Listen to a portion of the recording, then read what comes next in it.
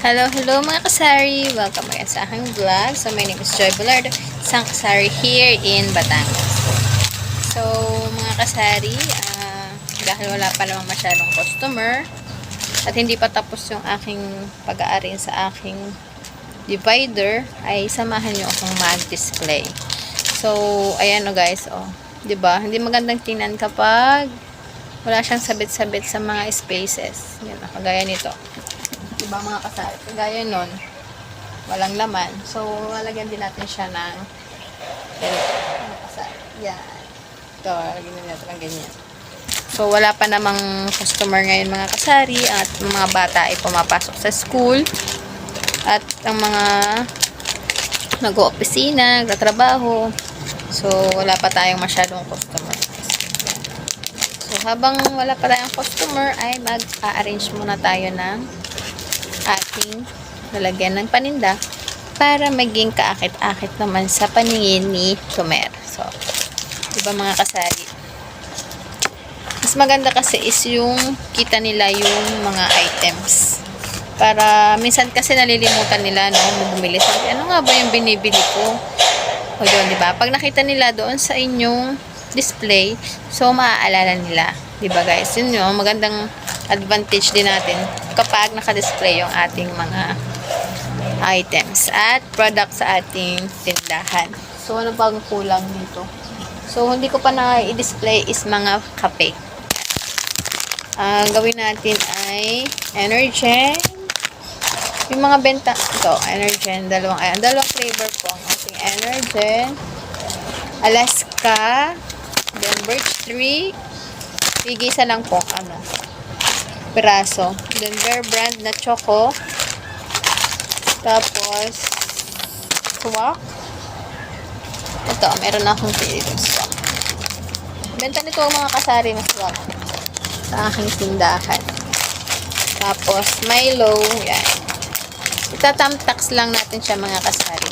Tapos, ang ginagawa ko, kapag wala na akong stocks, at nakabili na ako ng bagong stocks ng mga items na kagaya nito, mga Bear Brand, inaalis ko po ito sa Tamtax doon. Para ito naman yung mabili at hindi abutin ng expiration. Pero matagal pa naman po mga expiration yung mga kape.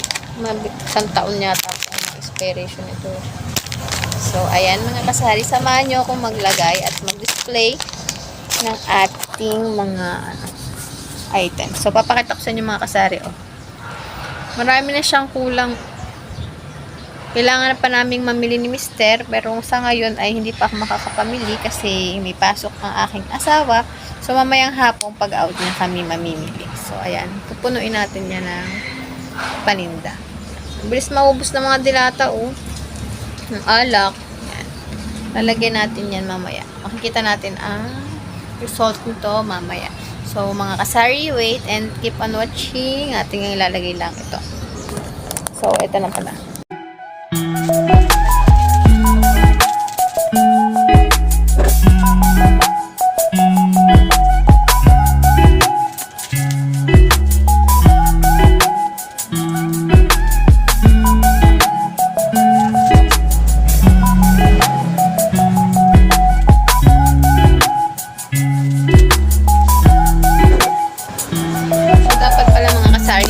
Ang gawin natin is stick na dalawa para maganda.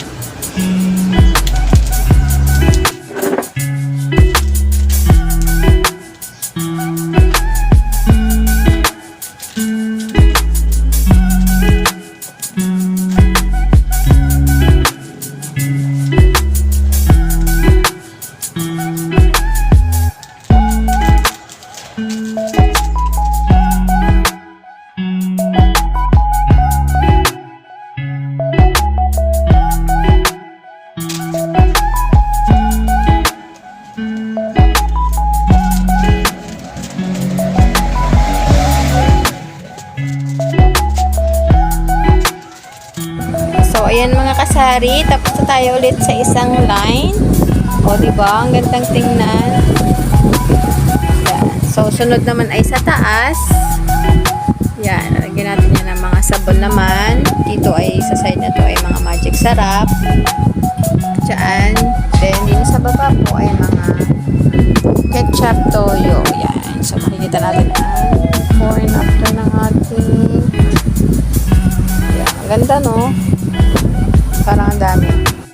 So, ayan na po mga kasari yung ating final display sa ating divider, sa ating shelves. So, 'di ba? Ang ganda niyan tingnan, para siyang ang daming laman.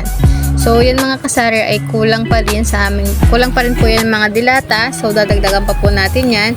Then, dahil maki-Christmas na po, bibili po tayo ng mga today's. Dadagdagan po natin ng mga gatas, mga Nestle cream, at mga iba pang pangkailangan sa panghanda. So, last year ganun po naubos. Kakaunti yung aking mga ganun. So, naubusan ako. So, ngayon babawi tayo this year. So, ayan mga kasari. Sana po ay may natutunan kayo sa aking pag-display ng aking tindahan at makakatulong din po ito sa atin para maparami ang ating mga customer. So, dahil sa ating magandang display, mas mapaparami pa po natin ang ating mga tumer sa ating sari-sari store.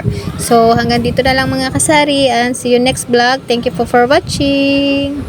And please don't forget to subscribe para lagi po kayong updated sa aking mga videos.